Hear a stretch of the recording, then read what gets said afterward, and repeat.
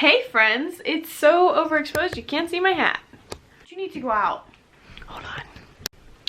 Okay, sorry about that. I think this is my new filming spot. I know I said that the other day, but this chair is new. I'm pretty sure I said that in my last Faith Friday video. But I think this is my new filming spot. It's like in our guest bedroom. And it's just like cozy and cute and bright, and the lighting is good in here. The background is cute. I think this is the spot. Happy New Year's, guys. I am so happy that you are joining me, and we are just starting off the new year 2021 the way it should be, and that is talking about God and just figuring out how we're going to put God first this year, because the good Lord knows that we are going to need him. If it is anything like last year, we need some goodness of God, you know? Like, sprinkle it on us. We're ready. With that being said, I don't want to make this a super long video.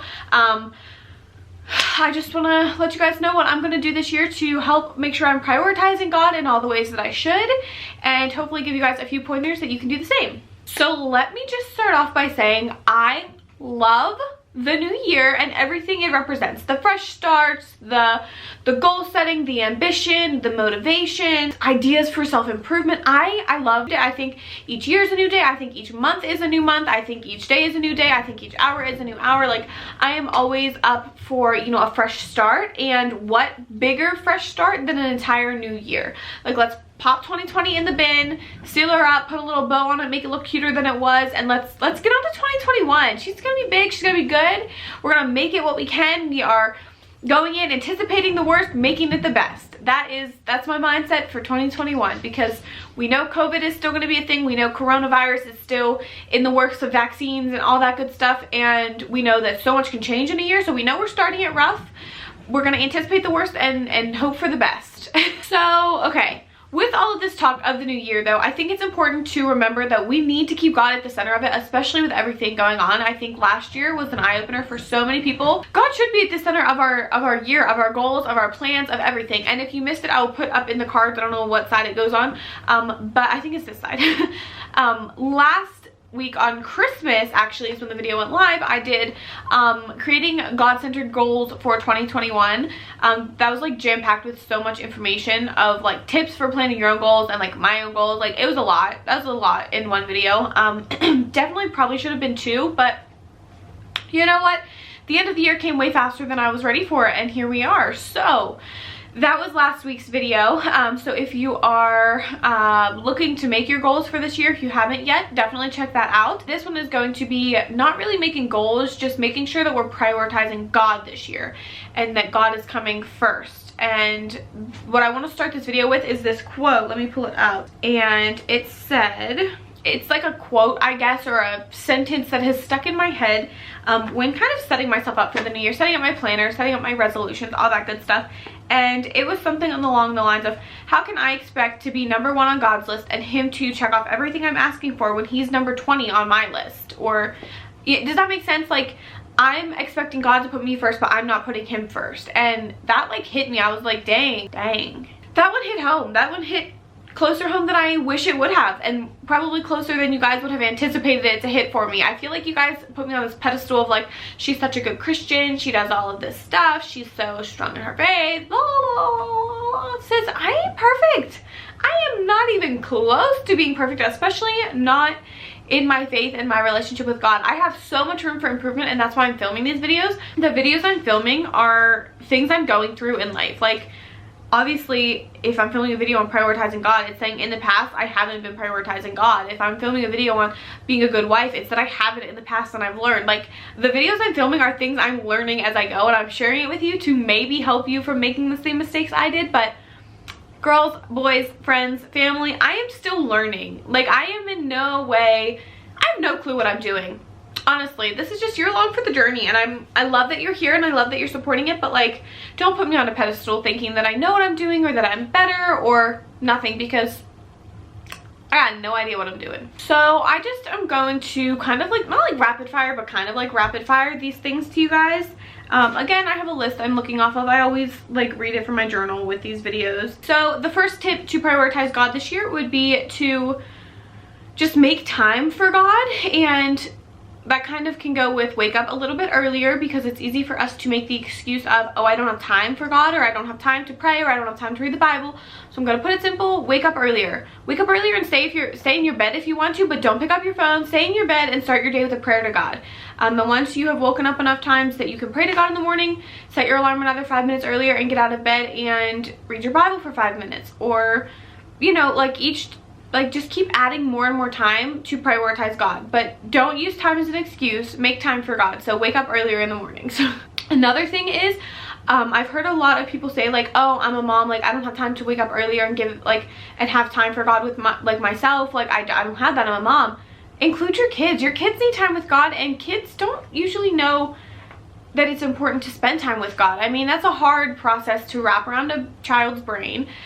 So, you know, if you don't have time to get up that early and pray yourself, wake up and pray with your kids. I mean, that's a very easy alternative. Play the Bible or podcast or uplifting music during your downtime. So when you're getting ready, when you're making breakfast for the kids, when you're in the shower, just fill your background noise. If you're somebody that doesn't like silence, fill your background noise with Christian noise, and it just will open up a whole new level of communication between you and God. Start small. And this is something that I think it's probably going to be like a weight off to hear, especially with the new year, but also something that's going to be hard. But take it in bite-sized pieces. Don't say you're going to set up an entire morning routine and you're going to start this week and it's going to be perfect, because 1, that's how you fall off. 2, you're going to frustrate yourself, and 3, it's just going to be harder than it should be. And a relationship with God, granted, it's not always going to be easy. You can make it easier than what we have a tendency to do. So, you know, maybe make it a goal to spend 15 minutes with him a day. Yeah, that's not a lot. Yeah, we should talk to him more than that, but you're starting somewhere. 15 minutes is better than nothing. So maybe start with 5 minutes of prayer, and 10 minutes of reading your Bible, or 5 minutes of alone prayer, 5 minutes with your kids' prayer, and 5 minutes of reading your Bible. And then, you know, maybe next week add a little bit more time, and just know where your time is going and start small. Recognize your mindless habits, and this kind of goes hand in hand with watch the content that you're putting out into the world. And do you binge watch TV? Do you sit in the shower doing absolutely nothing? If a mindless activity is important in some sense, like, yeah, relax, unwind, things like that, but if you were spending hours upon hours doing mindless activities but then throwing out the excuse that you don't have time for God, just, you know, be aware of what you're doing, maybe. That kind of leads me to my next one, which is be aware of the content that we're absorbing. And that is saying, you know, we spend a lot of time mindlessly scrolling on social media, whether you're watching YouTube videos or scrolling through Instagram or Facebook or whatever. If your content that you are absorbing is very negative, very anti-religious, very just something that you wouldn't be proud of God getting on your phone and seeing, then maybe try to clean up your social media. And I actually was thinking about filming a video on this for one of my Faith Fridays in the future, just on like social media being like a giant comparison trap in the first place.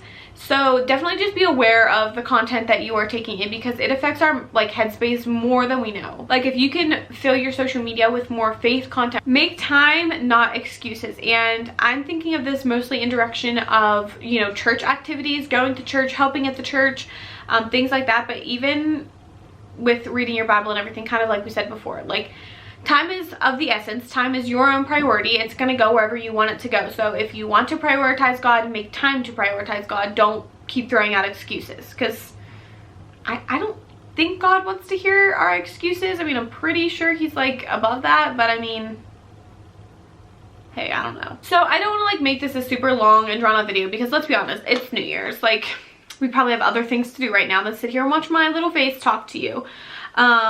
But basically, you can make time for God every single day. You just need to properly utilize your time. Wake up a little earlier, fill the background with an uplifting message or music, take advantage of the downtime that you have, start small, don't stress yourself out, and each day you're gonna experience more of a connection and more peace coming from God. So just do it in those little bits and you will see more of a difference than you'll probably anticipate. That is actually all I have for this video. I hope you guys enjoyed.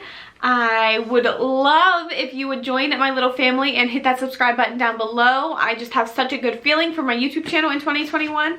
I really am going to focus on growing it in the direction that I would love to see my family base grow in, and that would be very faith-based content. So if you guys are interested in this kind of stuff, not only do I have a playlist I can link up somewhere here in my cards, I've got all my faith videos on a playlist, but I plan on uploading a ton of faith content this year.